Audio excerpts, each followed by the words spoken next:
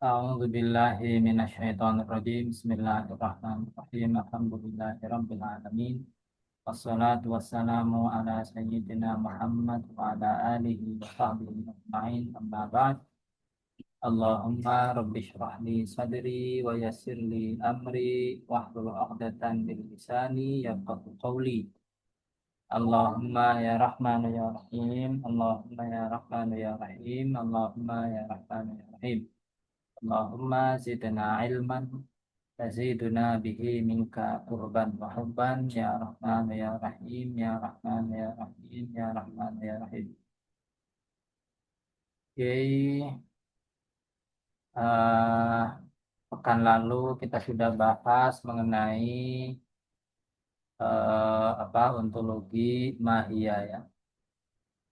Sebelumnya kita sudah bahas mengenai sebelumnya lagi kita bahas tentang distingsi wujud dan mahia.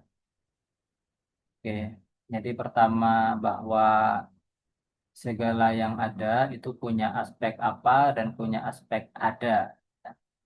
Setiap yang ada itu bisa dianalisis secara metafisik, secara ontologis dari dua perspektif tersebut, dari aspek keberadaannya, dari aspek keadaannya, dan dari aspek keapaan.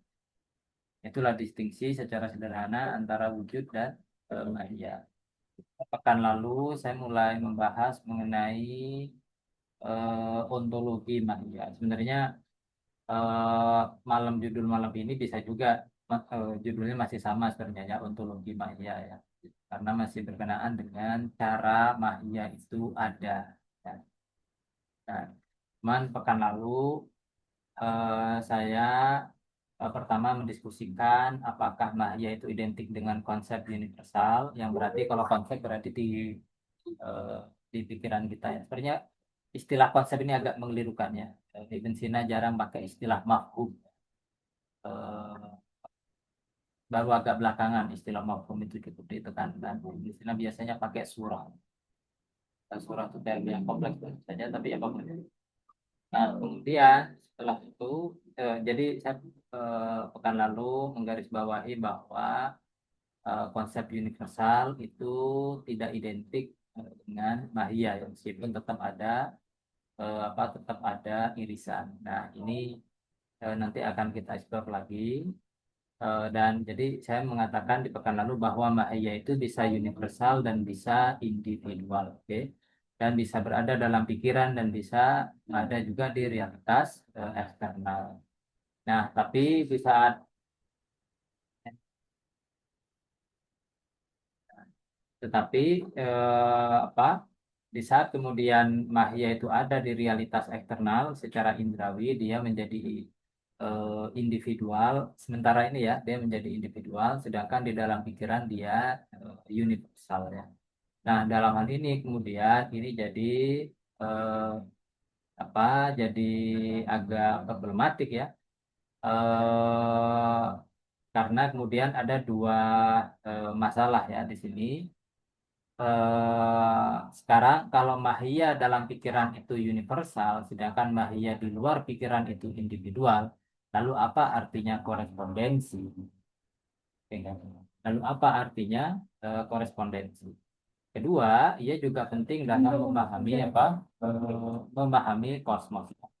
Kita tahu bahwa alam di sekitar kita itu ditandai oleh peraturan, mangga senantiasa membuahkan mangga, kuda senantiasa melahirkan kuda, dan seterusnya.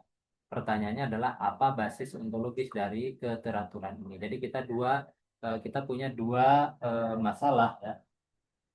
Kita punya dua masalah ini sama-sama titik tumpunya kaitannya adalah dengan mahia, dengan esensi. Oke, sebentar.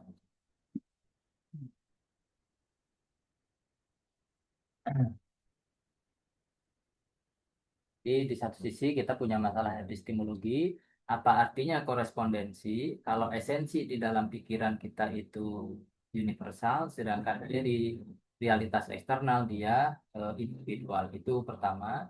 Yang kedua, bagaimana bisa bahwa esensi di saat dia ada di realitas eksternal itu bisa terjamin keteraturannya. Oke, bagaimana esensi mangga saat dia ada di realitas eksternal sebagai mangga individual? Misalnya pohon mangga yang ada di halaman ya kalian yang punya mangga ya, itu melahirkan mangga, bukan melahirkan durian. Itu gimana ceritanya? Pemahaman secara filosofisnya bagaimana? Gitu? Nah, sekali lagi judul malam ini sebenarnya masih tetap ontologi Mahia sebenarnya. Oke, kalau kita bekerja yang ini. Itu saya kasih judul lain biar layarnya beda aja. Oke. Ini sekali lagi ini belum selesai ya. Ini belum selesai dan pembahasan pekan depan mestinya juga masih sama, masih yang ini juga ya. Nah, oke, sekarang Sofia bilang, wah itu pasti pertanyaan yang tidak mudah ya. Yang satu pertanyaan epistemologis, yaitu yang pertama. Kemudian yang kedua satu lagi metafisik atau kosmologis. Nah, eh, kata si guru ya betul, tapi Ibn Sina tampak memberikan kita satu kunci yang bisa menjawab dua pertanyaan itu sekaligus. Ya. Ya, ini setidaknya demikianlah pemahaman saya ya. Setidaknya demikianlah interpretasi saya terhadap Ibn Sina. Entah apakah Ibn Sina berniat memang menjawab dua masalah itu hal lain. Nah, tapi ya semoga aja kalau dia baca tulisan saya, oh keren juga tuh jawaban. Nah, moga-moga begitu. Oke, sungguh suatu keberkahan kata Hakim ya, bisa menjawab atau mengetahui jawaban ya terhadap berbagai pertanyaan dengan satu jawaban saja. Oke, ya tentu kalau kita punya satu kunci untuk satu pintu, ya itu biasa aja ya kan. Tapi punya satu kunci yang bisa membuka banyak pintu, ya itu luar biasa. Itu tentu keberkahan berbahasa di sini ya. Nah, kata si guru, pencarian kebenaran dan kebijaksanaan memang tidak bisa lepas dari keberkahan. Ya, iyalah, ya bagaimanapun ya kebenaran dan kebijaksanaan itu ya saya mau tegaskan ya bahwa kajian filsafat di sini mau tidak mau ya ada warna teologisnya ya di dalam kajian kita ini tidak bisa lepas dari situ. Tapi tentu tidak menghilangkan kompleksitas analisis konseptualnya. Oke, apapun. Bagaimanapun, izinkan saya membacakan kepada kalian satu paragraf dari Ibn Sina dari kitab Al-Madkhal. Jadi mulai sekarang saya tidak menahan diri lagi untuk mengutip paragraf-paragraf penting dari yang entah Ibn Sina entah siapa nantinya ya. Saya tadi jadi teringat kalau satu saat teks ini dibukukan, ini pasti bukan sekedar pengantar ya. Sebetulnya kan pengantar filsafat wujud ya. Tapi nanti ini pengantar yang agak detail ya, agak advance lah ya, intermediate lah ya. Oke, Ibn Sina mengatakan, ini saya terjemahan saya ya. Secara prinsip, forma intelligible, nah ini aja udah harus ditegaskan apa maksudnya forma intelligible. Surah Al-Ma'kulah kalau di Ibn Sina. Sebentar. Surah Al-Ma'kulah. Forma intelligible itu intinya adalah definisi. Dalam kalau di pikiran kita itu adalah definisi secara sederhana ya. Pemahaman kita mengenai eh, pemahaman yang tapi yang gak ada gambarnya ya, murni pemahaman.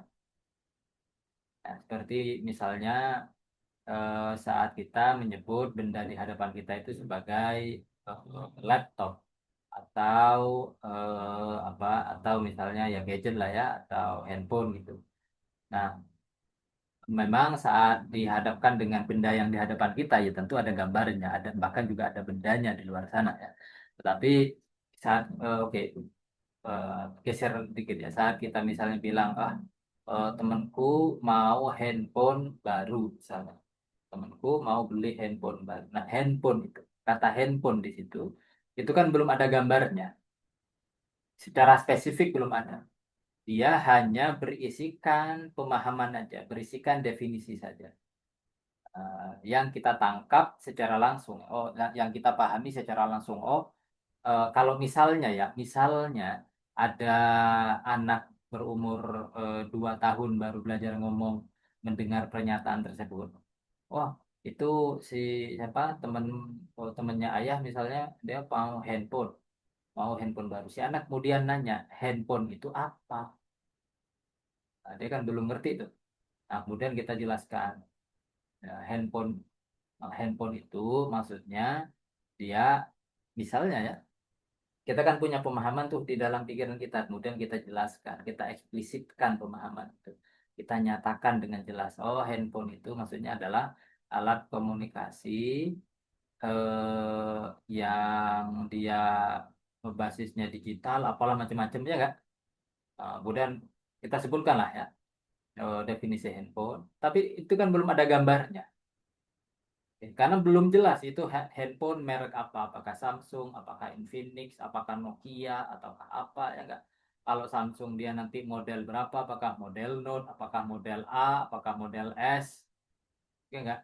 Kalaupun sudah jelas model S misalnya, S12 misalnya, oke, itu yang apa, yang warnanya apa, nanti belinya di mana, oke enggak. Intinya itu belum konkret, masih abstrak. Oke. Nah, itu namanya forma intelligible. Oke. Itu namanya forma intelligible. Kalau sudah ada gambarnya di pikiran kita, oh aku pengen apa, temanku itu pengen headphone Infinix misalnya seperti punya Pak Wawan tuh, yang Note Pro 50 misalnya. Wah, udah ada gambarnya, iya kan? Sudah ada gambarnya handphone ini misalnya. Sudah ada bayangannya, aku pengen yang semacam itu. Nah, itu sudah bukan lagi forma intelligible itu. Kalau sudah ada gambarnya di pikiran kita ya.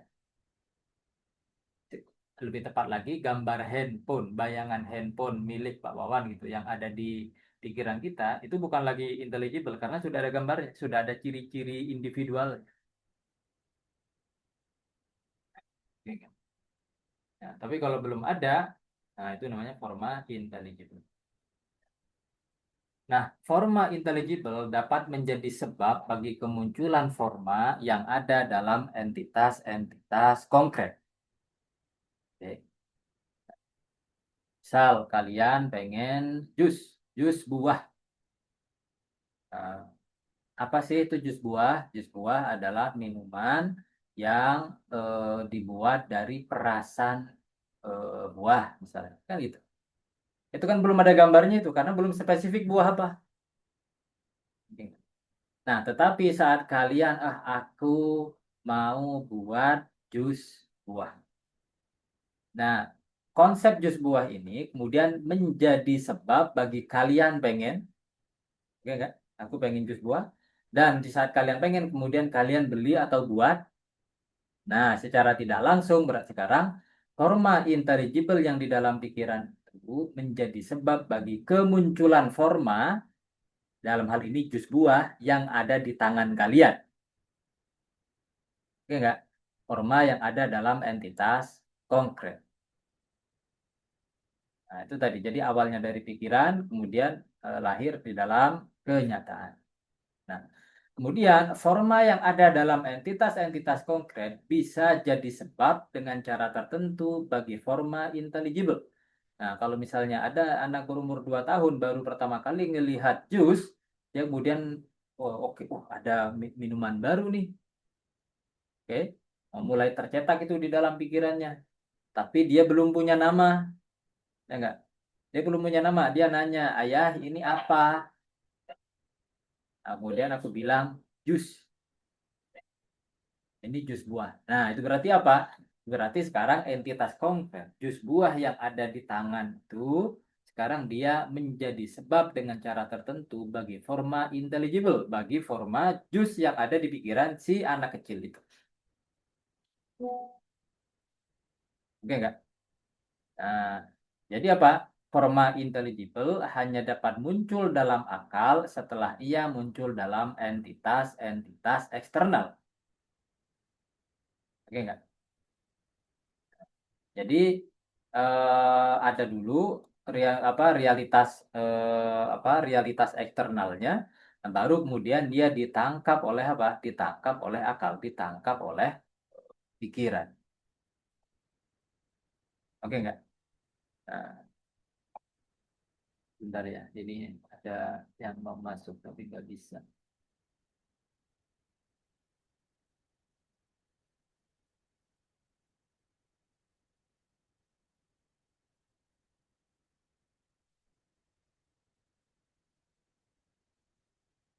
Oke.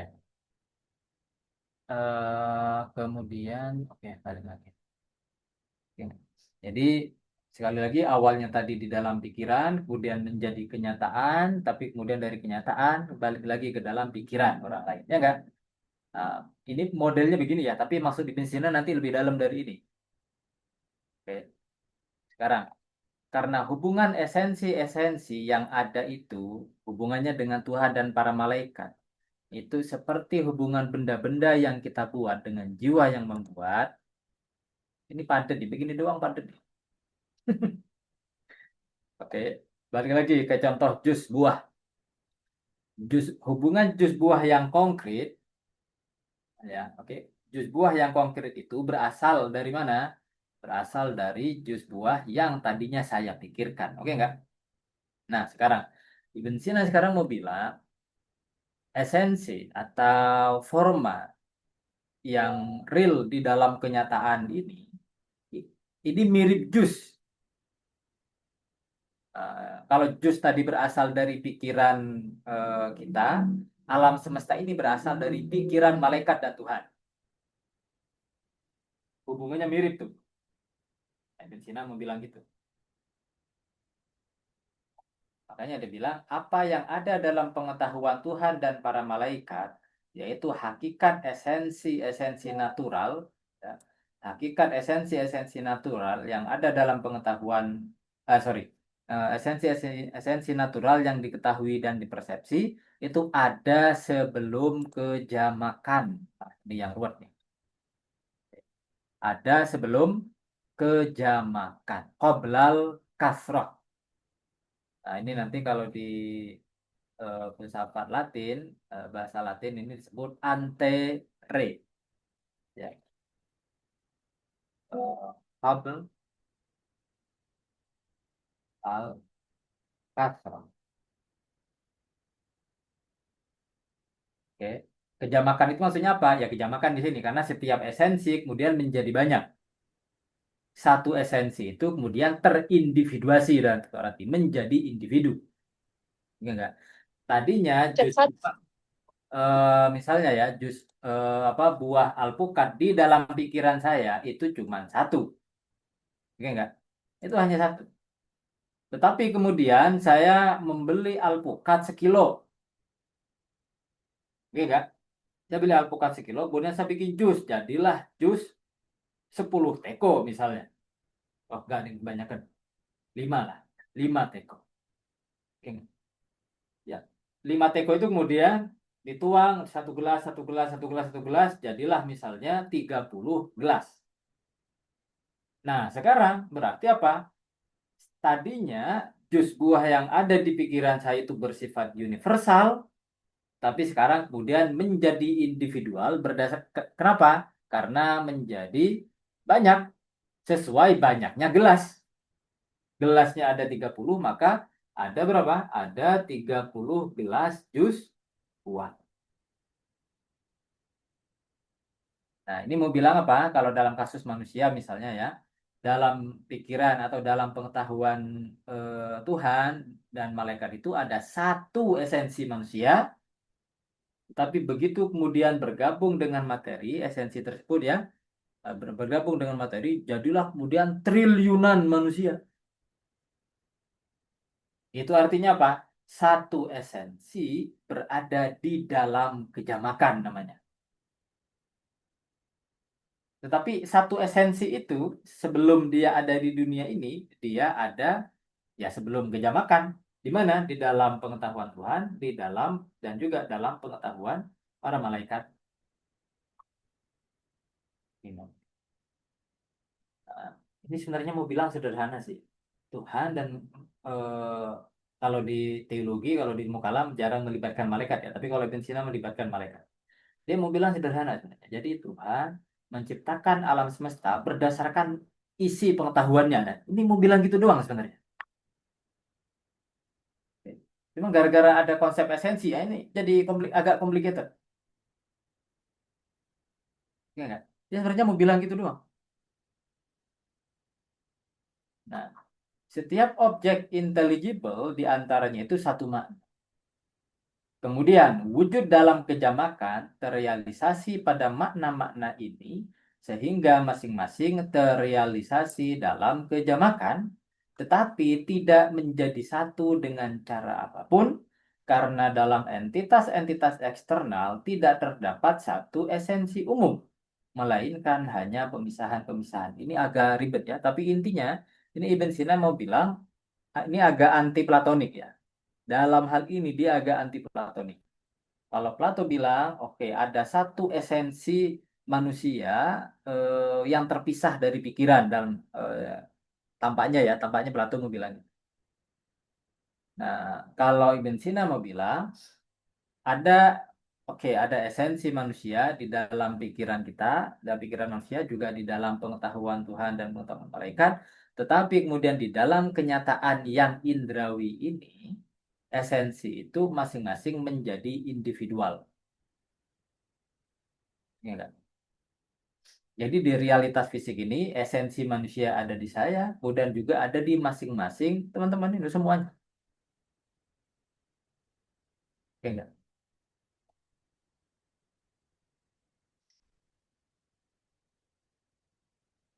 Ibaratnya mungkin sinyal ya. Sinyal yang dipancarkan oleh provider itu kan satu, ya enggak?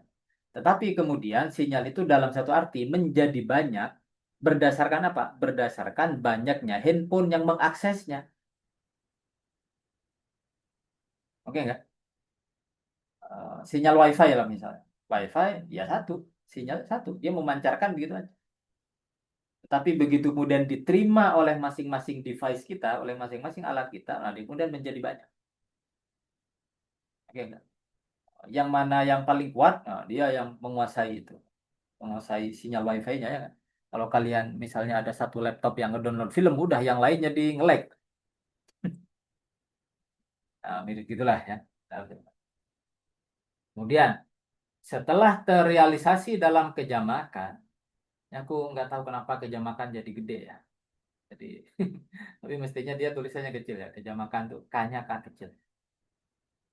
Oke, setelah terrealisasi dalam kejamakan, mana-mana tersebut terrealisasi kembali sebagai objek intelligible bagi kita.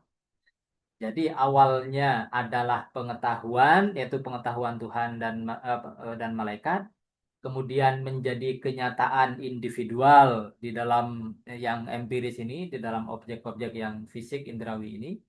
Kemudian dari situ menjadi universal lagi di dalam pikiran manusia.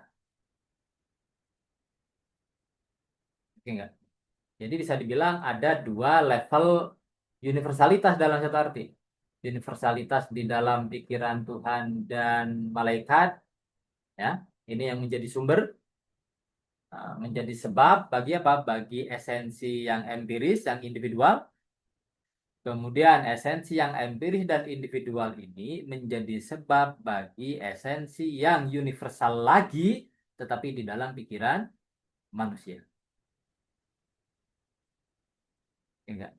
Jadi polanya dalam satu arti, pertama pengetahuan Tuhan, kemudian dan malaikat ya, kemudian ke realitas atau entitas eksternal individual,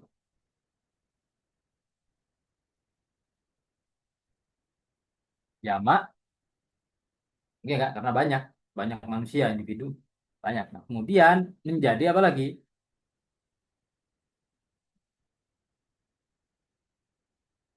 manusia. Oke nggak? Secara sederhana sebenarnya mau bilang begini. Nah, sebentar, insert. Buatkan tabel.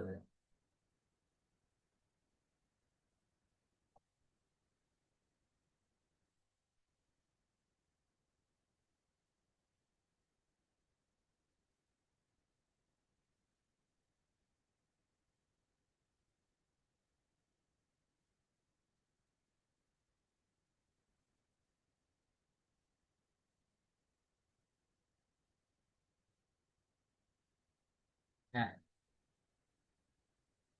oke nggak?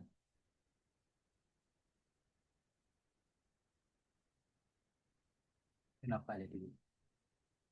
Nah,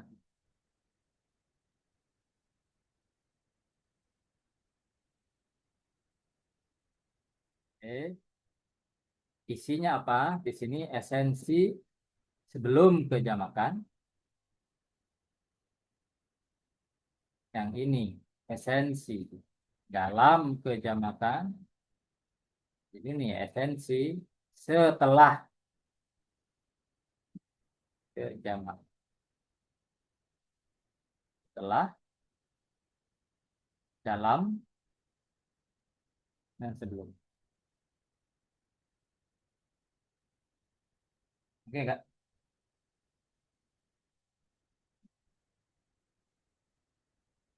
Ini mas sebenarnya kita udah tahu ya. Kita, eh, cuman kalau Bensina kan menekankan ke pengetahuannya ya. Pengetahuan Tuhan. Kalau kita biasanya menekankan kehendak, takdir kita bilang. Ya kan? Modelnya begini. Ingat, saya ngutip ini demi menjawab dua pertanyaan. Jangan hilang tuh ya dua pertanyaan ya. Pertama, apa artinya korespondensi kalau di sini ini jadi universal nih, sedangkan di sini individual. Oke, itu satu. Kedua, bagaimana ceritanya esensi yang dalam kejamakan ini kok teratur, ada keteraturan, ada sistem, saudara-saudara. Gimana ceritanya? Oke, sekarang, dapatkah kalian menangkap padatnya teks ini? Ya jelas, dapat lah ya. Apa buktinya bahwa kita dapat? Buktinya adalah ya sederhana, bahwa kita bingung memahaminya ya. Bahwa kita bingung memahaminya. Karena ini hal sederhana, tetapi sekarang dilihat dari perspektif filosofis. Esensi, universalitas, kejamakan, apalagi pengetahuan. Jadi kompleks. Kemudian, Sofia ya. Padatnya tidak saya ragukan. Namun tampaknya ada kontinuitas atau pola atau skema tertentu di sini. Maukah kau bermurah hati menguraikan pola atau skema yang kamu maksud? Ya. Dengan izin dan pengawasan guru, saya tidak akan keberatan sedikit. Yang saya tangkap ini, forma atau esensi itu mempunyai tiga mode wujud atau keberadaan. Pertama, sebelum kejamakan, itu tadi ya, dalam kejamakan, dan setelah kejamakan. Oke enggak? Kalau baca teks yang padat kayak gini, parameternya temukan dulu. Batas-batasnya itu, skemanya itu temukan dulu. Oke, parameternya. Set di parameter gitu. Batas-batasnya yang ada di dalam teks. Ya skema lah. Baru habis itu bikin complicated. Sebelum kejamakan itu maksudnya apa? Dalam kejamakan itu maksudnya apa? Proses dari sebelum kejamakan menuju transisinya ya. Dari sebelum ke dalam kejamakan itu prosesnya bagaimana? Oke. Dari dalam kejamakan menuju ke setelah kejamakan itu lagi-lagi transisi atau prosesnya bagaimana? Itu makin complicated gitu. Ya, kan? Tapi ini parameternya dulu. Kata guru tidak salah lagi. Memang begitu. Ya. Hakim, maukah kau memberikan rincian, memberikan nuansa? Ini masih garis besar nih. Coba dirinci, coba diberikan nuansa lagi. Pada skema yang Sofia gambarkan. Nah, dengan senang hati kata. Esensi sebelum kejamakan itu adalah isi pengetahuan Tuhan dan malaikat. Esensi dalam kejamakan itu esensi dalam realitas konkret individual. Aku mengulang dalam tabel ini ya. Esensi setelah kejamakan adalah isi pengetahuan intelektual manusia. Oke enggak? Sejauh ini masih clear. Tepat. Kasih dulu ya. Sekarang tinggal bagaimana skema besar ini bisa menjawab dua pertanyaan kita di atas. Ini aku baru menjawab pertanyaan pertama. Ibn Sina tentu juga mau mempertahankan bahwa pengetahuan universal kita sesuai dengan realitas eksternal. Ya, karena kalau tidak sesuai itu namanya ya tidak benar, bukan pengetahuan namanya. Dalam hal ini, maksudnya dalam kerangka ini, ya lebih tepat kerangka, dalam framework ini, dia tinggal menyatakan bahwa apa? Esensi setelah kejamakan itu sesuai dengan esensi dalam kejamakan. Oke enggak? Jadi esensi yang dalam pikiran kita sesuai dengan esensi di luar sana. Kenapa? Karena yang terakhir ini dalam satu cara tertentu, maksudnya esensi dalam realitas eksternal itu, perhatikan, dalam satu cara tertentu. Ini jangan jangan lewat ini ya. Dalam satu cara tertentu adalah sebab atau asal-usul dari yang pertama. Ya, nah, yang ini nih. Ini adalah sebab bagi yang ini, bagi yang setelah kejamakan. Dalam satu cara. Apa maksudnya dia menjadi sebab bagi pengetahuan manusia? Ya sebenarnya kita mah apa sederhana ya. Ya karena tanpa pengetahuan yang eksternal itu ya kita tidak dapat pengetahuan apa-apa. Manusia agar dapat pengetahuan dia harus mempunyai pengalaman terlebih dahulu. Ini pendekatan Aristotelian ya. Makanya di situ ada apa? Ada korespondensi. Tapi perhatikan, apa maksudnya dalam satu cara tertentu? Sebentar guru kata Sophia. Aku penasaran, apa maksud dalam satu cara itu? Kalian nanti perlu ngah begini ya, jangan lewat ya. Merasa-merasa sederhana begini jangan lewat. Abstraksi kataku. Dalam satu cara tertentu itu maksudnya esensi dalam kejamakan adalah sebab yang membantu terjadinya abstraksi.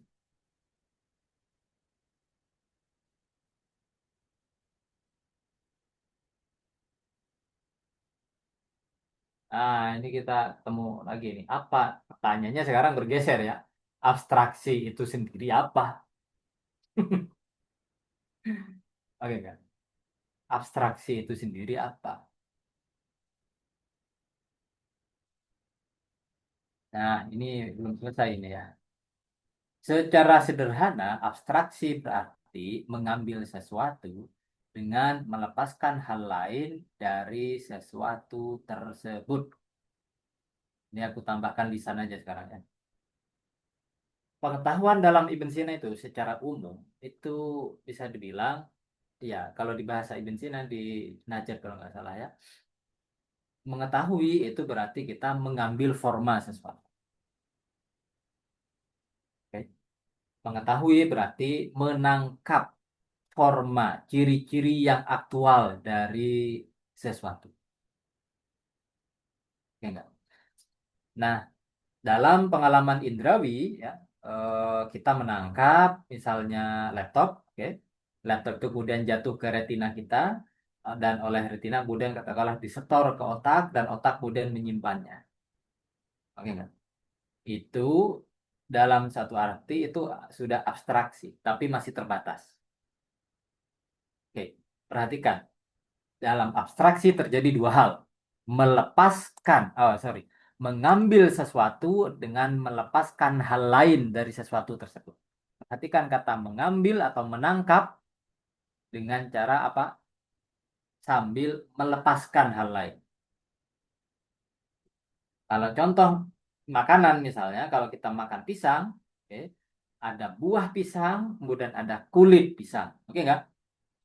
Kita mengambil buah pisang dengan cara apa? Melepaskan hal lain dari buah itu apa? Kulitnya. Oke, kita lepaskan kulitnya, kemudian kita ambil buah pisangnya. Itu namanya abstraksi. Oke nggak? Nah, dalam proses pengetahuan indrawi, indera kita menangkap forma dari luar. Oke enggak? Itu yang diambil forma ke laptopan itu ciri-cirinya apa macam-macam ya, ciri-ciri visualnya dan seterusnya. Nah, itu yang diambil. Oke. Yang dilepaskan apa? Materia yang di luar. Oke enggak? Ciri-ciri kebendaannya. Oh, bahwa ini punya oh, ini terbuat plastik yang di luar itu kan nggak ikut masuk ke pikiran kita toh. Oke enggak? Hardware yang ada di luar itu nggak masuk ke dalam pikiran kita toh. Enggak. Ini tekananku kepada hardnya ya, atau kepada ware-nya malah ya. Pada perangkat yang di luar kan nggak ikut masuk. Ya kan? Sebagai benda yang gabungan dari forma dan materia, dia tetap di luar. Kita ambil formanya saja. Oke nggak? Nah, tapi ini forma masih individual. Kenapa? Karena masih ada gambarnya. Oke. Nah, dari satu forma yang individual ini, kemudian kita abstraksi lagi. Kita ambil, oh laptop ini adalah alat elektronik yang berfungsi sebagai ini dan ini misalnya. Oke nggak? Nah, di situ kita abstraksinya makin komplit. Karena sekarang hasil abstraksi dari realitas eksternal adalah istilahnya nanti forma indrawi, asurah al-mahsusah. Ya enggak? Atau asurah al-khayaliyah, lebih tepat. Forma imajinal bisa dibilang. Oke, yang kita bayangkan, yang kita gambarkan di dalam apa pikiran kita. Oke. Jadi perhatikan ada forma lebih tepat surah jismiyah ya, forma bendawi yang empiris. Perhatikan forma indrawi ini kita indra, jadi kita tangkap lalu dengan indra, kemudian muncullah forma imajinal ya, surah khayaliyah. Oke enggak? Nah, forma imajinal ini masih individual sama dan juga masih indrawi sama, tetapi dia tidak lagi bermateri.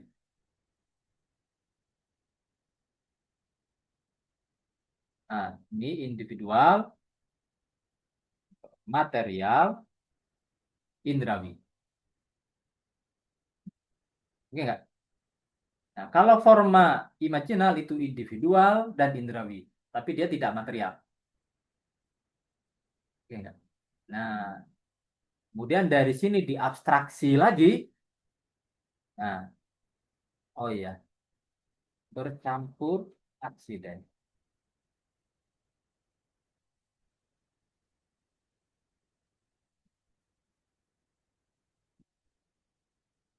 Oke. Kemudian diabstraksi lagi-lagi. Diambil sesuatu dari forma imajinal ini dengan melepaskan hal-hal lain, ya enggak? Nah, apa yang diambil sekarang? Yang diambil adalah forma intelligible-nya. Yang ciri-cirinya apa? Universal. Oke. Intelektual atau akli. Kemudian murni dari aksiden. Jadi aksidennya yang dilepas. Maksudnya apa aksiden? Misal, saat aku menyebutkan laptop, apakah otomatis di situ terkandung merek Samsung? Apakah di situ juga terkandung warna? Tidak juga. Apakah, apalagi harga ya? Apakah di situ langsung terkandung juga ukurannya? Tidak juga. Nah, jadi di sini yang terkandung di sini di dalam forma intelligible ini hanyalah definisinya saja. Alat elektronik apa yang misalnya terdiri dari apalah macam-macam ya, kemudian berfungsi untuk ini, dan seterusnya.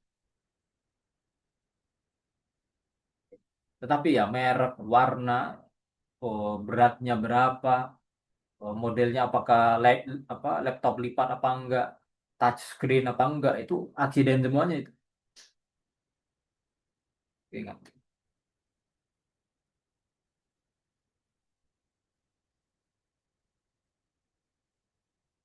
Nah, ini prosesnya namanya abstraksi. Nah, jadi yang ingat pertanyaan kita adalah masih tetap koresponden tidak? Kalau di sini universal, oke? Yang ini nih, aku warnain deh. Nih, yang ini universal, sedangkan yang di luar itu individual. Masih koresponden apa enggak? Masih sesuai apa tidak? Bagi bensina, ya tentu masih. Kenapa? Ya karena sebenarnya yang di dalam ini, yang universal ini adalah apa? Adalah ya forma di luar itu juga, cuman sekarang sudah dipurifikasi, sudah dimurnikan. Oke enggak? Sudah dimurnikan, sudah dikena proses tazkiyah, nah, itu abstraksi. Kalau ya di etika nanti tazkiyah apa abstraksi tajrid yaitu menjadi purifikasi jiwa. Oke enggak? Jiwa sendiri kalau mau intelektual dia harus diabstraksi. Nah, seakan-akan gitu.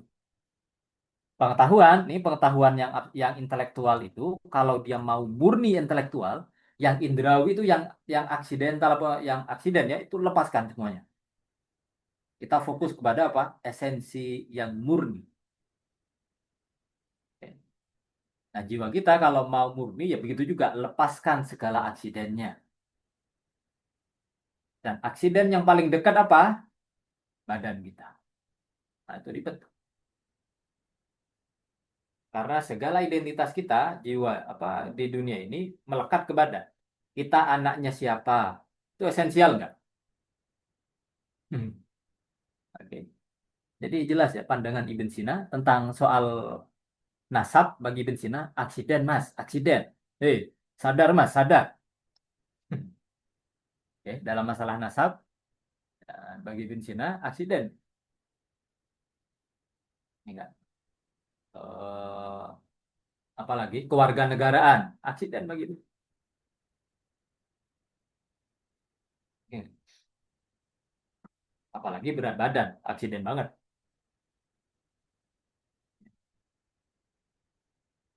Dan seterusnya. Ini namanya abstraksi. Kalau bahasa etikanya sekali lagi ini jadi apa? Tazkiyatun nafs. Eh, Cuman kalau di bahasa epistemologi sekarang apa? Tazkiyatus surah, memurnikan, membersihkan forma. Dan persis itulah yang dilakukan akal, membersihkan forma atau ya surah ya, membersihkan forma individual itu yang di luar bercampur dengan hal-hal yang non esensial itu.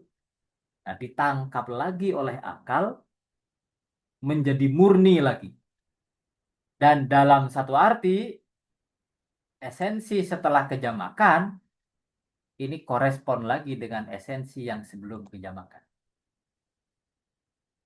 Oke. Ini sebenarnya ini kan apa gambarnya sekarang ya linear ya, tetapi sebenarnya bisa juga digambar sebentar. Aku mau insert shape, Eh, shape apa ya? Oh ya, ya. Eh, bisa nggak ya? Nah, sabar ya. Ini aku lagi nyari gambar yang pas.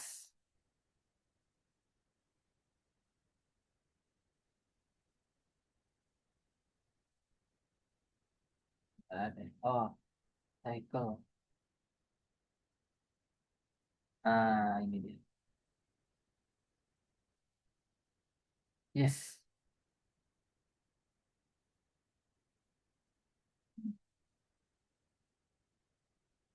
Ah,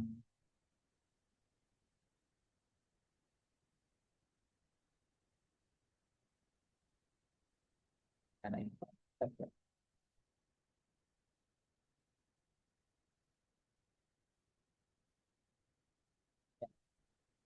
Sorry, sorry. Kesalahan teknis dilakukan oleh yang bukan ahli ya. Sorry ya. Ya, ini dia. Sekarang kita sederhanakan ini. Bisa dihapus nggak beberapa ya?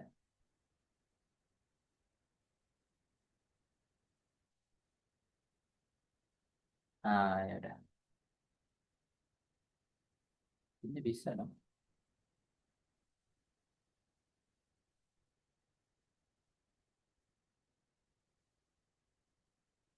Ya, nggak bisa dihapus. Sebentar. Bisa nggak sih? Eh, aku mau kurangin. Nggak reset.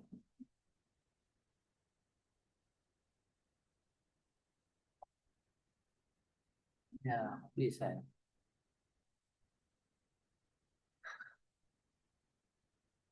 Oh, ini Kacang Pesawat Gaptek. Tiga. Yang isinya tiga aja. Oh, pakai ini aja kan.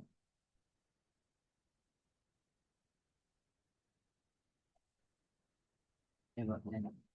Ah, ini bisa nih.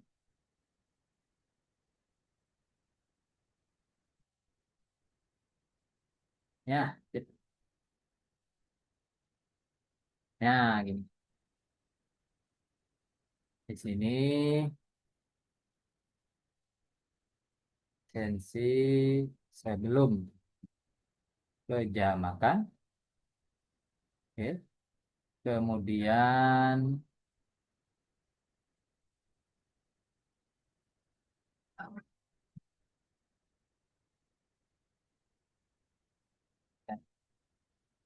apa? Bentar ya.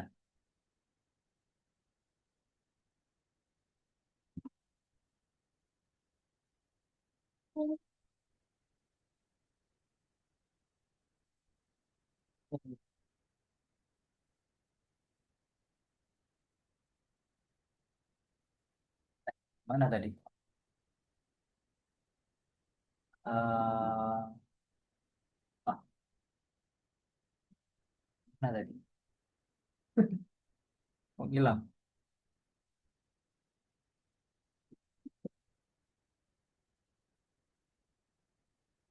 Oh, ini dia. Oke, nggak apa-apa sebentar di sini ya. Nanti kelihatan dulu. Esensi dalam,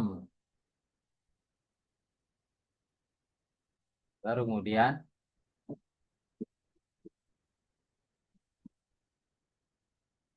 Nah, cuman ini kayak ada tasalsul ya. Kalau gini sekilas kayak tasalsul ya. Tapi enggak, ini cuman tiga kali apa? Cuman tiga ada tiga move ya. Enggak ada move apa? eh Kesekian. Jangan dipahami tasalsul. Nah, gini. Nah, oke. Ini yang dalam pengetahuan Tuhan ya, sebelum kejamakan tuh, dalam pengetahuan Tuhan dan malaikat. Nah, dari sini kemudian teremanasikan katakanlah menjadi apa esensi di dalam kejamakan. Oke.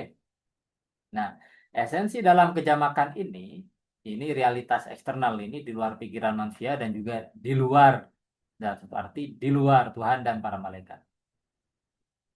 Nah, tetapi ini kemudian ditangkap lagi oleh pikiran manusia, esensi setelah kejamakan. Ingat, ini sifatnya di sini murni, oke? Maksudnya murni apa? Tidak bergabung dengan aksi dan aksiden, tidak individual, sifatnya universal. Sedangkan di sini esensi ini tidak murni karena dia bergabung dengan aksiden-aksiden sehingga dia menjadi individual. Nah, di sini di esensi setelah kejamakan dalam satu arti ya, dia individual di level imajinasi tetapi universal di level intelektual. Oke nggak? Individual dan sekaligus apa? Universal, tetapi beda level. Nah, dari segi bahwa di dalam pikiran manusia, di dalam jiwa manusia, ada yang individual, ada yang universal, manusia ini bisa dibilang adalah rangkuman dari segalanya, ya nggak?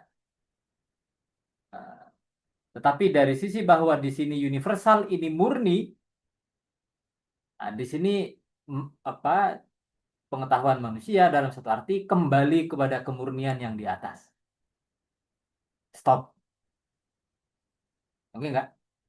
Bukan maksudnya dari manusia ke atas ke Tuhan, nanti dari Tuhan ke sini lagi, seakan-akan muter gitu, enggak ya?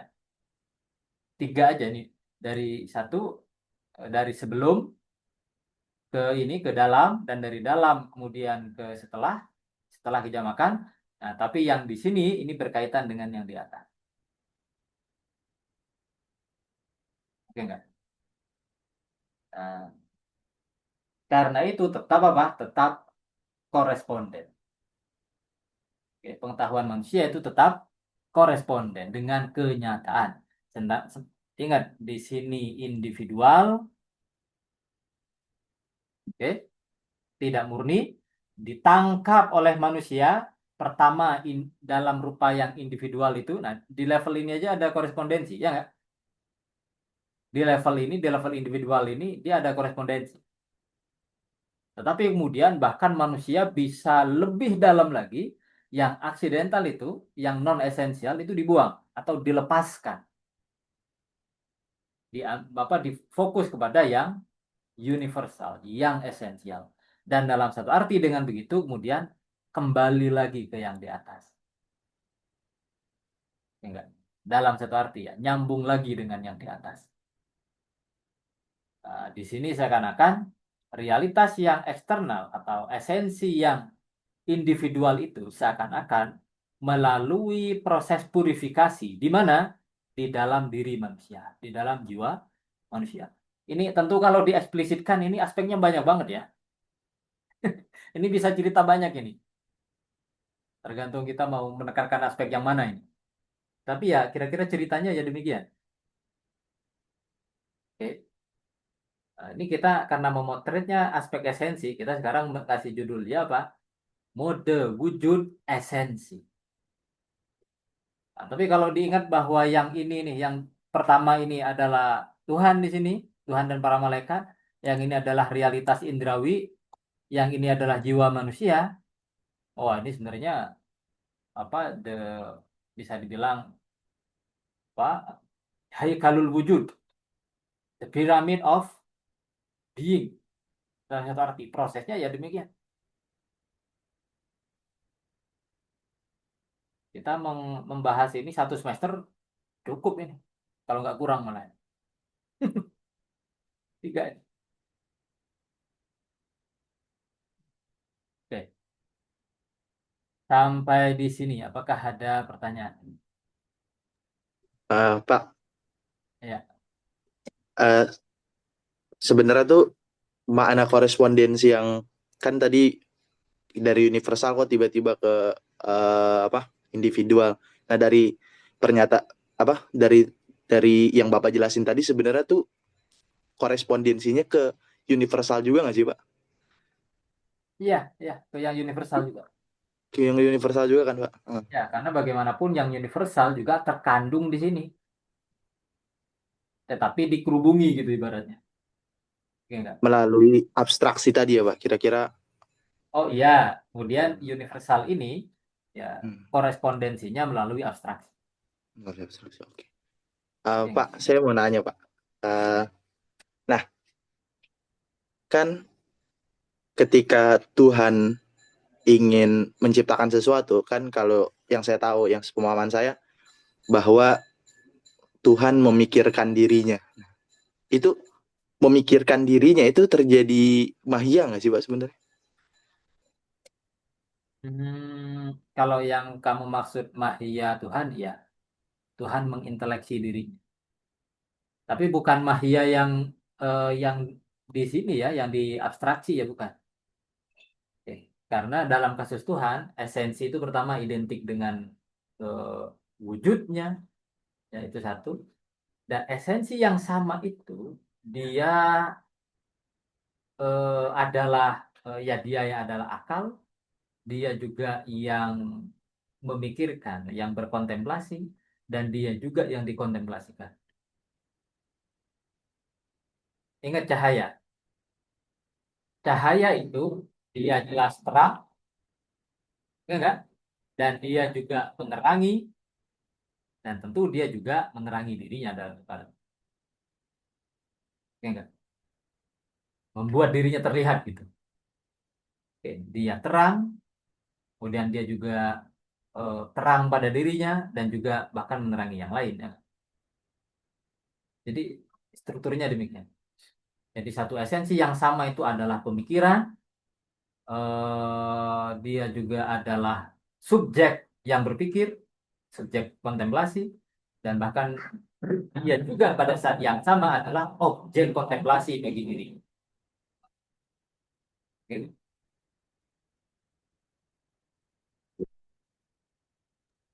Pak, eh, forma intelligible ini bisa dibilang tuh alat buat connect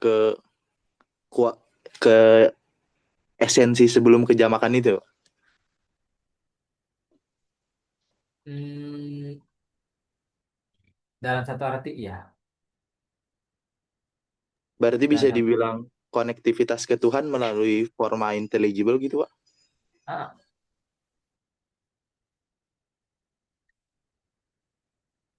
iya, dengan para malaikat dulu, dan baru kemudian nanti dari situ nyambung ke atas. Itu nanti di bagian etika itu di Pensina dan para filsuf yang lain nanti menjelaskan.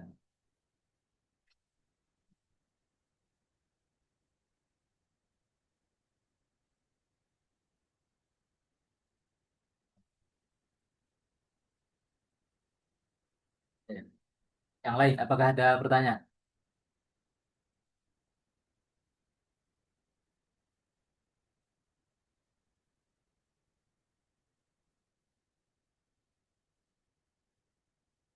Oke, kalau tidak ada,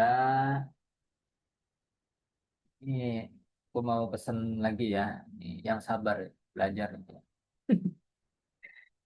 Eh, ini bukan apa satu ini bukan ya bukan pengajian dalam arti manut-manut aja gitu ya. Kalian silakan kalau ada pertanyaan, ada apa macam-macam yang kritik mungkin atau ya silakan aja. Yang kedua, ini juga bukan kayak seminar ya. Kalau seminar satu kali pertemuan selesai. Enggak topiknya apa gitu tiba-tiba itu aja. Eh, kalau ini enggak ya. Kajian ini ya kalau mungkin nggak mesti ngajak juga ya aku bukan tukang iklan.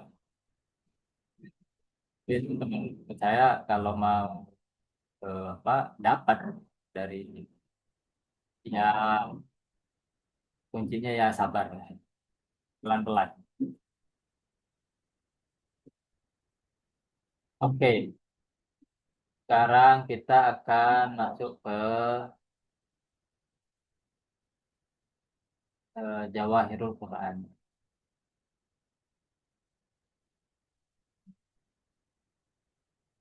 Bentar kok.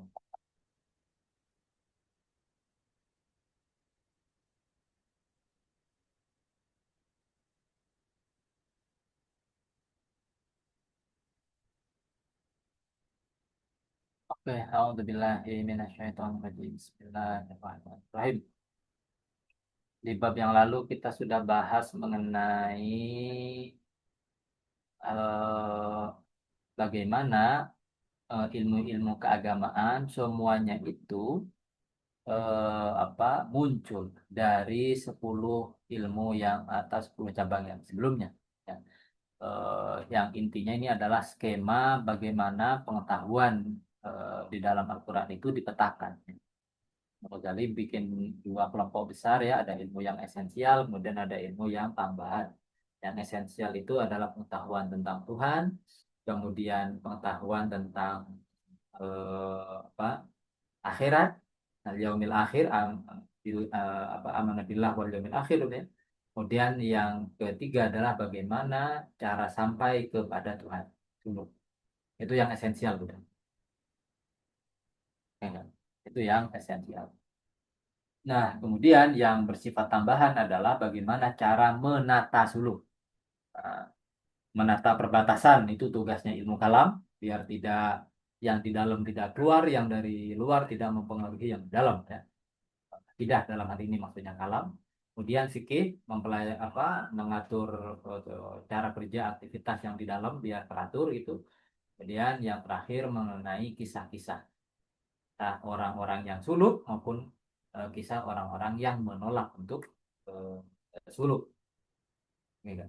Itu semua adalah ilmu keagamaan. Tentu ya termasuk cara baca Quran itu yang Imam Ghazali sebut sebagai yang paling fisik ya. Ya sorry, yang paling luar ya, cara makhrijul huruf, cara baca, kemudian cara memahami perkata, cara memahami perkalimat sampai kemudian ke tafsir. Ya, itu semua ilmu agama. Nah, sekarang Imam Ghazali ini membahas tentang yang orang sebut biasanya sebagai ilmu umum. Nah, ya, ini Imam Ghazali banyak dizolimi di sini. Imam Ghazali banyak dizolimi di sini.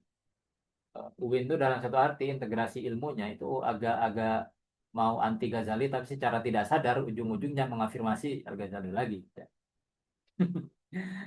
Ghazali itu agak sering dibikin gambarannya dibikin buruk, tapi bukunya tidak dibaca. Oke, Al-Faslul Khamis. Pasal kelima, Insya'a bisa iril ulum minal Quran. Tentang cara munculnya atau percabangannya ilmu-ilmu dari Al-Quran itu gimana caranya. Wala'alla katakulu, dan mungkin kamu mengatakan innal uluma, bahwasanya ilmu-ilmu itu wara'ahadi, di balik, maksudnya selain ilmu-ilmu yang tadi itu ya, tentang Tuhan, kemudian tentang hari akhir, kiamat ya, akhirat lah, kemudian tentang suluk, kemudian kalam, fikih, tajwid, tasrif, nahwu, tafsir, kalam, fikih, tentu masih banyak ilmu lagi sebelum itu. Selain itu, kailmi tibbi wan nujum, seperti ilmu kedokteran dan perbintangan. Ini sengaja banget ya, Bang Ghazali menyebut kedokteran duluan. Wan nujum dan perbintangan, wahai atil alam dan struktur alam, astronomi. Wahai ati badanil hayawan dan struktur badan binatang, anatomi. Oke enggak? Wa tasyrihi a'dha'i, ya, sama nih anatomi. Pembedahan bagian-bagian badan. Wa ilmi sihri dan ilmu sihir. Nah, ini menarik. Imam Ghazali juga akui itu. Wat polasma, ilmu jimat. Wa ghairi dzalika. Nah, ini seakan-akan ini kan masih banyak ilmu yang lain. Ini ilmu ini apa juga berasal dari Quran? Apa gimana? Kalau iya berasal dari Quran, bagaimana juga caranya? Kita bisa paham gitu ya nggak? Kita bisa tahu maksud saya. Bagaimana kita bisa tahu bahwa Al-Quran juga bicara mengenai hal ini? Fa'lam, ketahuilah. Anna, bahwasanya kami itu innama asyarna, kami hanya memberikan isyarat ilal ulumi diniyah, pada ilmu-ilmu keagamaan yang sebutnya tadi ya, allati la buddha, yang haruslah min wujudi asliha, ada pokoknya fil alami, di dalam alam. Dia mesti ada, mesti diwariskan, mesti ditradisikan. Oke. Hatta yata yasaro, sehingga terfasilitasi, sehingga menjadi mudah. Suluku thoriqillah ta'ala. Suluk, menjalani jalan, menjalani ya perjalanan ya kepada Allah itu menjadi mudah dengan adanya ilmu agama. Wasafari ilai, atau wasafaru ilai, dan pergi menuju Tuhan itu biar mudah kalau ada ilmu agama. Amma hadhil ulum, adapun ini ilmu-ilmu ya allati asyartu ilaiha, yang aku tunjukkan ini, maksudnya ilmu ini at-tibbi wan nujum hayatul alam dan seterusnya ini, ya fahiya ulumun, dia memang ilmu. Walakin tetapi ya la yatawaqqafu, tidaklah butuh ala ma'rifatiha, terhadap pengetahuan tentang ilmu-ilmu ini. Apa itu sholahul ma'asyi wal ma'ad? Keteraturan hidup dan kembali kepada Tuhan. Maksudnya suluk pada Tuhan itu tidak perlu kepada ilmu-ilmu ini. Ingat, maksudnya tidak perlu itu secara eh, primer, maksudnya tentu saja. Ya jelas lah, yang maksudnya sholat ya tentu, untuk orang bisa sholat, untuk bisa wirid tentu orang perlu sehat. Enggak. Tapi ya itu kan ibarat alat. Kalau suluknya sendiri, ya Allah ya Rahman ya Rahim. Kalau kalian suluk, kalian harus tahu kedokteran, harus tahu astronomi. Kalian ujung-ujungnya suluk nggak? Orang kadang nggak realistis di situ ya. Oh, Imam Ghazali itu ilmu umum itu jadi fardu kifayah apa macam-macam. Nah emang kamu sanggup kalau setiap ilmu itu jadi fardu ain? Apa sih orang kok segitu segitunya gitu? Ini kemudian ini dikotomi ilmu, ilmu agama jadi apa? Jadi fardu ain. Sedangkan ilmu umum jadi fardu kifayah. Ini Ghazali ini bikin dikotomi ini. Ya Allah ya Rahman ya Rahim. Ngomong gitu itu kayak udah menguasai satu ilmu aja. Yang protes itu satu ilmu aja belum dikuasain, gitu. Tapi maunya setiap ilmu fardu ain gitu. Itu kadang bombastisnya ini ya, modernis. Berbusa-busa gitu. Tapi dia sendiri nggak ada isinya. Jangan gitu dong. Falizalika, karena itu lam nadkurha. Kami nggak nyebut. Karena ini berarti apa? Tersirat di sini asumsi Imam Ghazali itu. Imam Ghazali sini mau bicara tentang jawahir, permatanya Al-Quran, esensinya Al-Quran. Beliau tidak menolak bahwa Al-Quran juga bicara tentang perbintangan, berbicara tentang lebah, ya, berbicara tentang juga bahkan apa ya, begitu ke badan manusia dan seterusnya. Maksudnya prinsip-prinsip basicnya lah ya. Tentu bicara tentang sakit jiwa, misalnya amrodul qulub, psikologi nanti jatuhnya. Ya, tentu Imam Ghazali nggak menolak itu. Nanti akan disebut. Tapi kalau ngomong konteks suluk, ya itu mungkin membantu, tapi tidak esensial. Ya nggak? Nah, tapi bayangkan misalnya, dalam konteks suluk, lebih esensial mana? Bisa ngaji apa bisa anatomi? Ya aneh lah, orang ngaku suluk tapi baca Quran nggak bisa.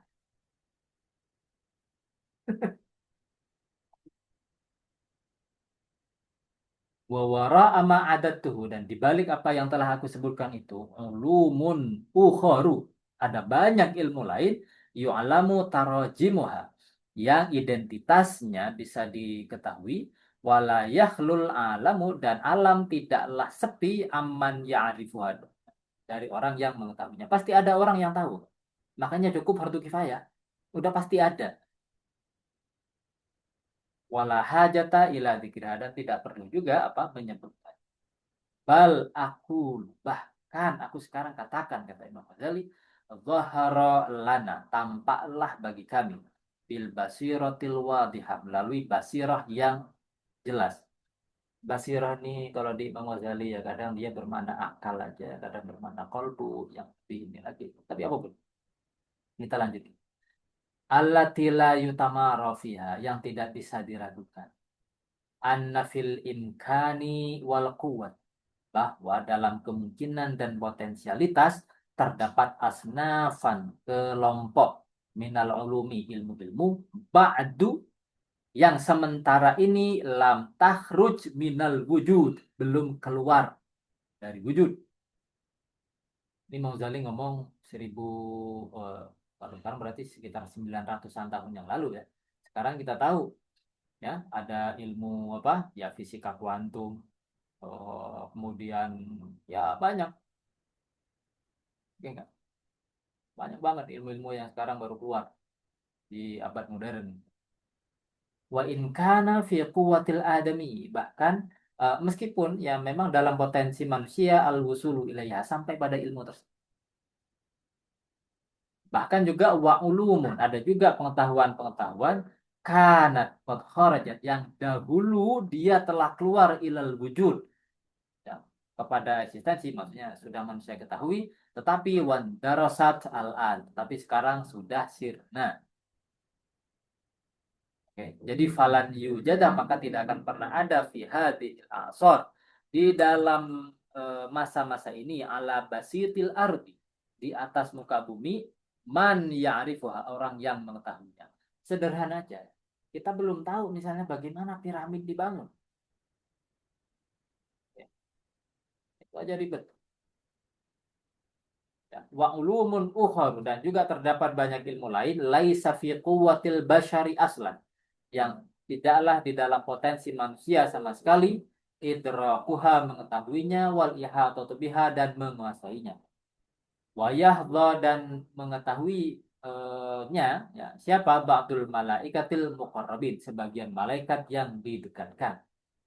Fa innal insana, karena kemungkinan fi haqqil adami, dalam hak anak Adam, dalam hakikat anak manusia, ya, itu mahdudun, terbatas. Maksudnya potensi manusia untuk mengetahui itu terbatas. Sedangkan wal imkana, kemungkinan untuk mengetahui, fi haqqil malaki, dalam hakikat, dalam esensi malaikat, itu mahdudun, terbatas, tetapi ila ghayatin, sampai puncak, fil kamal, di dalam kesempurnaan, bil idhafati, secara relatif. Maksudnya dibanding manusia, batas pengetahuan manusia itu lebih luas lagi gitu. Oke enggak? Kama annahu, sebagaimana kemungkinan, batas kemungkinan itu, fi haqqil bahimati, dalam haknya binatang itu, mahdudun, terbatas, ila ghayatin, sampai puncak, fin nuqsani, dalam kekurangan. Ya enggak? Jadi pengetahuan binatang ada batasnya, manusia batasnya lebih luas lagi, malaikat lebih luas lagi. Wa innamallahu subhanahu, dan hanya Allah subhanahu, huwallazi, dialah yang layatanah, tidaklah terbatas, al ilmu, pengetahuan, fi haqqihi, dalam hakikat, ya. Wa yufariqu, dan berbeda, ilmana, dengan pengetahuan kita. Apa yang berbeda? Ilmul haqqi tabaraka wa ta'ala, pengetahuan Allah subhanahu wa ta'ala itu, fi syai'ain, di dalam dua hal. Jadi ilmu kita dan ilmu Tuhan itu berbeda dalam dua hal. Ahaduhuma intifa'un nihayati anhu, tiadanya batasan dari pengetahuan Tuhan. Jadi pengetahuan dia tidak terbatas. Wal akharu, dan yang lain adalah, apa bedanya yang lain? Annal uluma, bahwa pengetahuan, laisat, tidaklah, fi haqqihi, bagi hakikat Allah itu, bil quwwati wal imkan, secara potensial dan kemungkinan. Alladzi yuntadharu, yang masih ditunggu, furujuhu, keluarnya, bil wujud, ke dalam eksistensi. Bal, sebaliknya, huwa, pengetahuan Tuhan itu, bil wujudi wal hudu. Ini bahasanya Nawazali itu agak enigmatik. Ini apa maksudnya bil wujud wal hudu? Apakah Imam Ghazali cuma sekedar mau bilang bahwa pengetahuan Tuhan itu sepenuhnya sudah ada sekarang, sudah terrealisasi secara tidak terbatas. Kalau pengetahuan kita sudah terbatas, dan kita mengetahuinya sedikit demi sedikit. Oke enggak? Kita sekarang punya potensi untuk mengetahui misalnya filsafat Ibn Sina di bab, misalnya di bab keniscayaan. Tapi sekarang kita belum tahu. Nanti kalau kita belajar pelan pelan pelan pelan pelan, nah nanti kalian yang belum punya anak misalnya, kalian berpotensi untuk tahu bagaimana rasanya punya anak.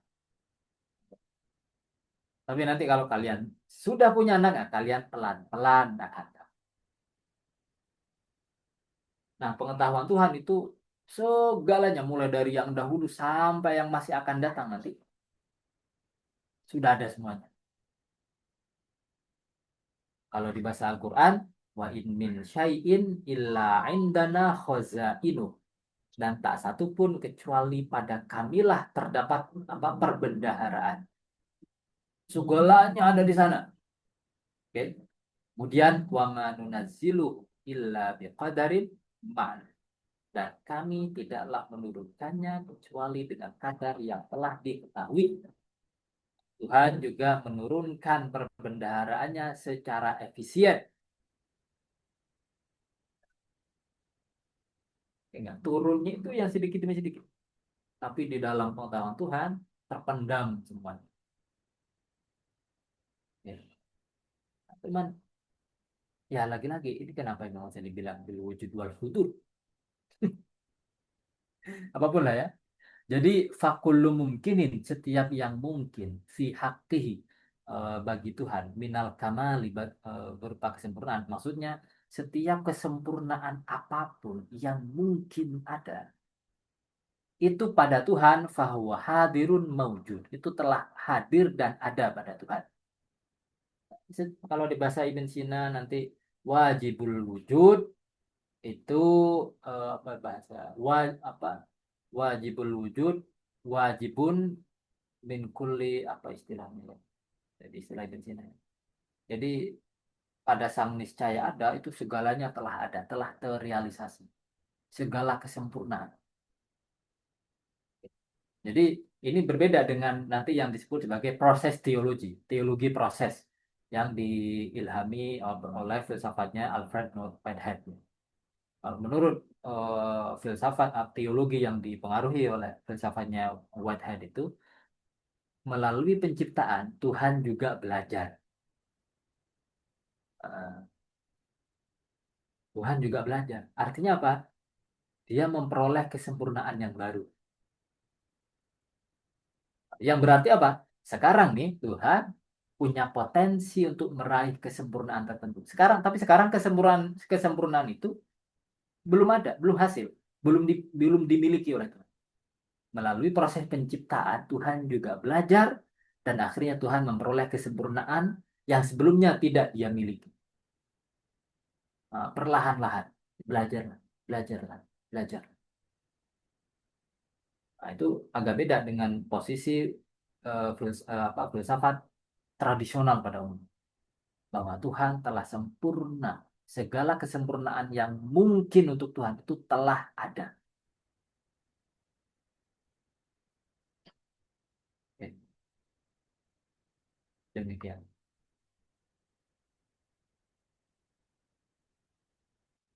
Oke, kayaknya cukup demikian dulu. Apakah ada pertanyaan?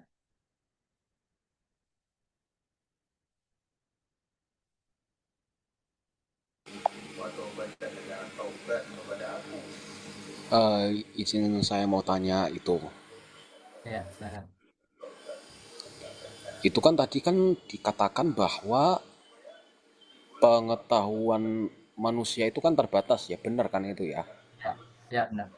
Nah itu kan kita kan pasti kan sudah semua tahu ya kalau namanya Allah Azza wa Jalla itu kan adalah yang absolut, kalau intinya inti kan gitu, kalau istilahnya itu kan segalanya yang tidak bisa menandingi, atau istilahnya itu tidak ada satupun yang menandingi kudrahnya Allah, iradatnya Allah, bahkan ilmunya Allah dari yang lalu sampai akan datang sekalipun tuh nggak ada yang bisa menandinginya kan gitu.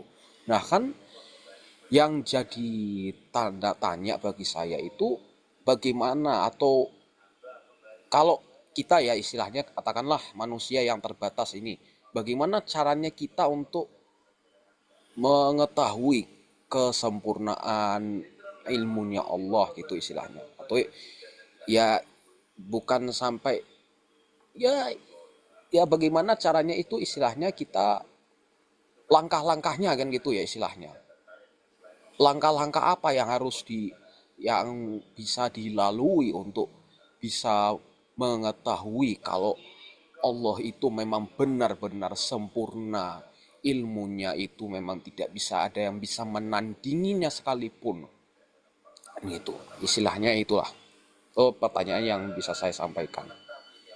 Ya, Ya baik. Terima kasih. Eh, Pertama begini, bahwa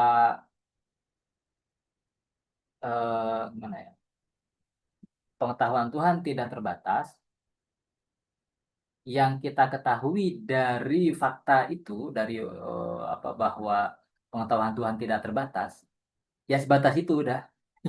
Maksudku begini, kita tidak bisa menjajaki ketidakterbatasan pengetahuan Tuhan. Itu satu. Karena nanti kalau kita bisa menjajaki, bisa menjadi tidak terbatas, ya artinya pengetahuan Tuhan ya jadi tertandingi, ya nggak? Nah, secara sederhana demikian. Nah, pengetahuan kita terbatas. Ya. Nah, termasuk di dalam pengetahuan yang terbatas itu adalah pengetahuan bahwa pengetahuan Tuhan tidak terbatas. Nah, itu kan dalam satu arti paradoks ya. Kita punya pengetahuan yang terbatas tentang apa? Tentang pengetahuan Tuhan yang tidak terbatas. Oke, enggak? Itu kan agak paradoks sebenarnya. Tapi apapun.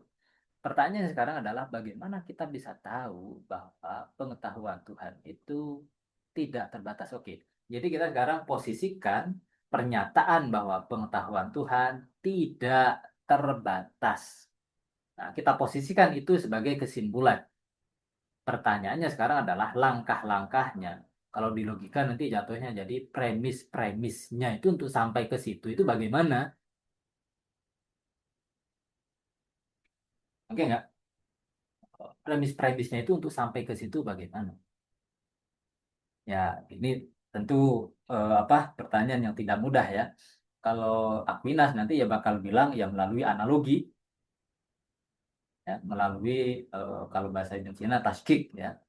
Eh, tapi saya belum menemukan teks yang semacam itu kalau di dalam Imam Ghazali ya.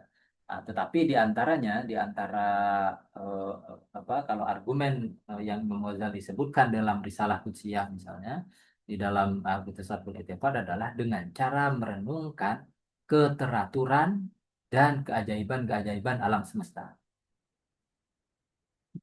Dengan cara lain, merenungkan segala kebaikan dan juga tatanan dan keindahan yang ada di dalam diri kita dan juga di luar diri kita.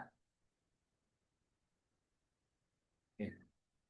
Semuanya itu bisa menjadi cermin, ya, bisa menjadi sarana untuk menyadari, oh, pengetahuan Tuhan tidak terbatas. Ilmu fisiologi aja, sorry, apa fisiologi kayak ilmu tentang penglihatan aja. Bagaimana mata bisa, proses penglihatan itu gimana sih? Penglihatan manusia, baru penglihatan manusia. Itu aja sampai sekarang, ya Allah yang Rahman. Masih banyak misteri itu. Bagaimana penglihatan bisa jadi? Itu gimana caranya? Oke nggak? Itu baru satu itu, penglihatan. Bagaimana pendengaran dan seterusnya dan seterusnya. Itu pun baru di manusia. Bagaimana di, misalnya di lalat, di nyamuk. Oke. Nah, jadi kalau di sarannya Imam Ghazali adalah dengan merenungkan dalam-dalam dan tentu juga dengan cara menginvestigasi tatanan, keteraturan, juga keindahan yang apa, yang ada di makhluk. Dari situ kita nanti bakal sadar, kata Imam Ghazali, bahwa pengetahuan Tuhan termasuk juga kuasanya ya itu tidak terbatas. Tapi ingat, pernyataan tidak terbatas itu sendiri itu negatif, Pak. Ada kata tidak di situ. Oke, itu sendiri tidak terbatas, itu sendiri negatif. Tapi dia negatif bukan karena kekurangan ya, bukan. Tapi justru saking penuhnya, saking fullnya, maka dia tidak terbatas. Nah, pengetahuan kita yang terbatas itu ada banyak pagernya gitu, sehingga kemudian ya sangat terbatas, sempit gitu. Dan karena itu yang terbatas ini tentu tidak bisa menjajaki secara keseluruhan, secara detail. Tapi secara prinsip kita bisa tahu bahwa pengetahuan Tuhan itu tidak terbatas. Dari mana? Sekali lagi dengan merenungkan kalau di bahasa Imam Ghazali itu ajaibu makhluqatillah, keajaiban makhluk Tuhan. Nah, caranya yang di apa Imam Ghazali titik berangkatnya dari situ, dari adanya keteraturan dan keajaiban-keajaiban. Ini bukan keajaiban maksudnya bukan keajaiban melalui jimat ya, bukan. Tapi yang real, yang kalau di sekarang bisa kita bilang yang diteliti oleh sains. Itu kan luar biasa ya. Kira-kira demikian Pak Abdul Rauf ya. Semoga menjawab pertanyaan. Ya, saya kira cukup ya. Demikian dulu. Mohon doanya. Oh ya, pekan depan libur dulu ya. Saya ada keperluan harus pergi. Eh, Selasa berikutnya lagi, insya Allah kita akan baca lagi teksnya. Mohon doanya ya, semoga saya diberikan kesehatan, ya, kesempatan dan untuk sebenarnya nyari waktu untuk nulis apa filsafat wujud itu agak susah sebenarnya hari Selasa lagi. Agak susah ya habis ngajar belum lagi tugas-tugas yang lain dan seterusnya. Jadi apa saya harus nyari waktu dan juga nyari tempat ya untuk apa untuk nulis. Ini tadi saya nyempatkan mampir di dekat sini ya ada eh, warung atau kafe itu. Saya mampir sebentar duduk sekitar 40 menit yang filsafat wujud tadi yang kita bacain. Nulis di handphone. Laptopku udah baterainya udah tinggal dikit. Nulis di handphone. Harus cepet-cepetin. Ya demikianlah ya. Semoga ala kulli hal semoga bermanfaat ya. Semoga berkah. Demikian sampai jumpa dua bulan ya. Alhamdulillahi Rabbil Alamin. Terima kasih, Pak.